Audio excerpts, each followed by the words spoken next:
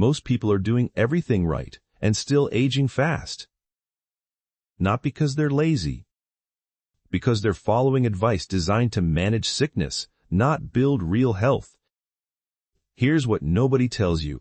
The countries with the most people living past 100 aren't doing what your doctor recommends. They're doing something fundamentally different. And by the end of this video, you'll know exactly what that is and why it changes everything you thought you knew about living longer. Let's start with a stat that should bother you. In the early 1900s, average life expectancy was around 32 years. Most people assume modern medicine fixed that. But the biggest spike in longevity happened before antibiotics were invented, before vaccines were widespread. The real game changer was plumbing. Once you remove those early deaths from the math, average lifespans looked very different. Medicine extended life, no question. But the foundation was clean water. That distinction matters because it tells you something important. We've been confusing managing disease with creating health. They are not the same thing. Managing disease means taking a pill to lower your blood pressure. It doesn't fix what caused the pressure to go up. Taking acid reflux medication doesn't heal your gut. It suppresses the symptom until side effects show up and you need another drug. That model keeps you alive. But quality of life? That's a different conversation. The goal here isn't to live long. It's to live long and actually feel good doing it. So where do we look for the model that actually works? Japan. Japan has more people living past 100 than almost any country on Earth. Over 95,000 centenarians at last count. That's not genetics. That's a pattern. And it starts early. Japanese schools have mandatory nutrition education taught by dietitians. These kids learn from childhood what food does to the body. Compare that to the average American student getting about 8 hours of food education per year, much of it influenced by the processed food industry. The foundation is different from the start. What do these kids eat? Rice, less refined than American wheat products, not sprayed with herbicides the way U.S. wheat often is. Fish and meat are considered healthy.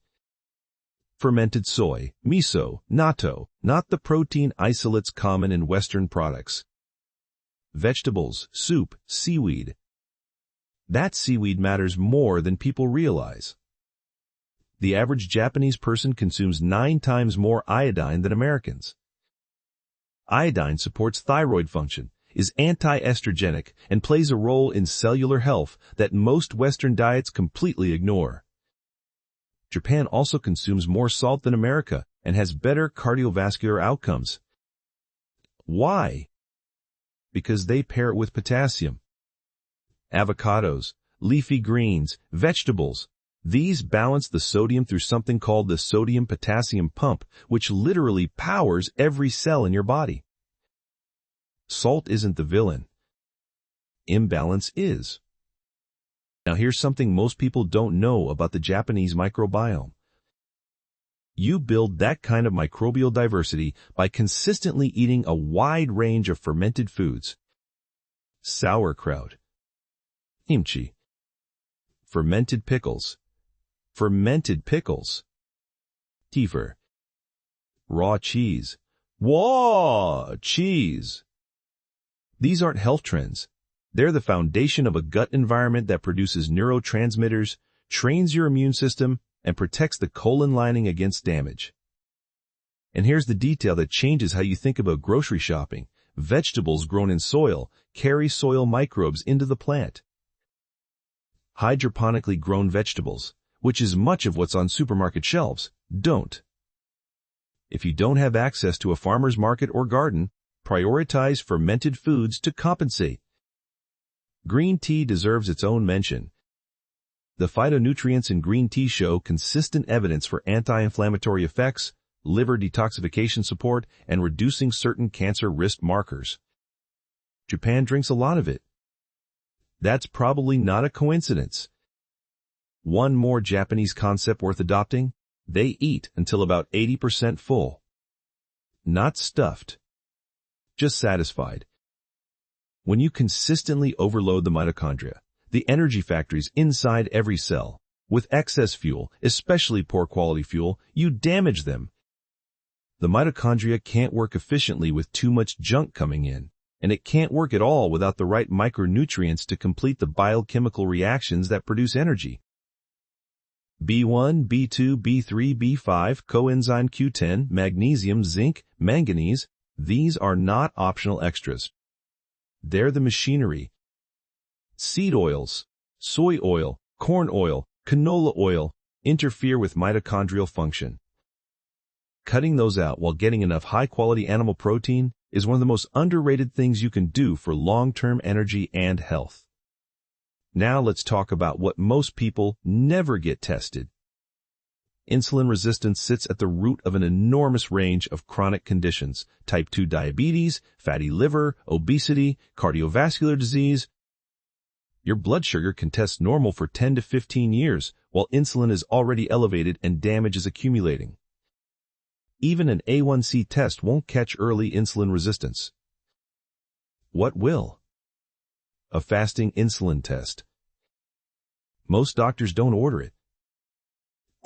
Ask for one. The target is generally under 7, ideally under 5. And the fastest way to bring it down: reduce refined carbohydrates. Not just sugar, the hidden starches in bread, pasta, cereal, crackers. All of it spikes insulin. All of it accelerates the conditions that shorten life. Which brings us to fasting. Autophagy, your body's cellular cleaning process, activates during fasting. It clears damaged proteins and cellular components that accumulate over time. Regular intermittent fasting supports this. Periodic extended fasts of 48 to 72 hours, done carefully and with appropriate preparation, take it further. This isn't a diet trend. It's a mechanism your body already has. You just have to stop eating long enough to let it run. VO2 max is one of the most powerful predictors of longevity available. It measures how efficiently your body uses oxygen during exercise. Higher VO2 max means more fitness reserve, a buffer against the physical stress of aging, illness, and recovery. It also keeps cortisol in check and improves sleep quality. You can get this tested at certain clinics. Or you can simply start training in a way that elevates your heart rate consistently. Endurance work. High-intensity intervals. Resistance training. All of it contributes. All of it. Walking counts too. Japanese people average over 6,000 steps a day compared to about 4,000 in America. That 2,000-step difference, compounded over decades, adds up. Heat and cold exposure are worth adding to that picture. Sauna use produces some of the same physiological adaptations as moderate exercise: improved circulation, reduced inflammation, cardiovascular benefits. Brief, controlled stress. Day. Full recovery. Repeat. Speaking of sun, vitamin D levels matter significantly for longevity. Research suggests optimal levels may be in the range of 60 to 80 nanograms per milliliter, though individual needs vary. Most people in northern climates are well below that. Get tested. Supplement if needed. And actually get outside in the morning. Even 20 minutes of early daylight helps reset your circadian rhythm, which ties directly into sleep quality. Sleep is where most of the repair happens. Delta wave sleep, the deep stages, is when the brain clears waste products and the body rebuilds tissue. Disrupting that process consistently shortens both lifespan and health span. Magnesium glycinate, an hour before bed, can help muscles relax and cortisol come down. Keep your bedroom cool, somewhere between 62 and 68 degrees Fahrenheit. Your core body temperature naturally drops as you fall asleep, and a cool room supports that process.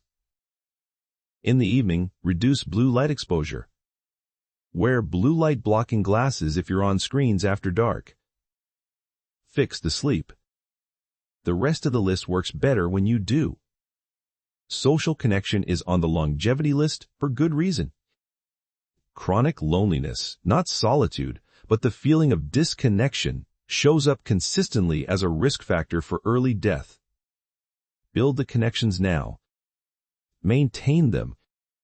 They're not separate from your health. Muscle mass is the final piece most people ignore until it's already declining.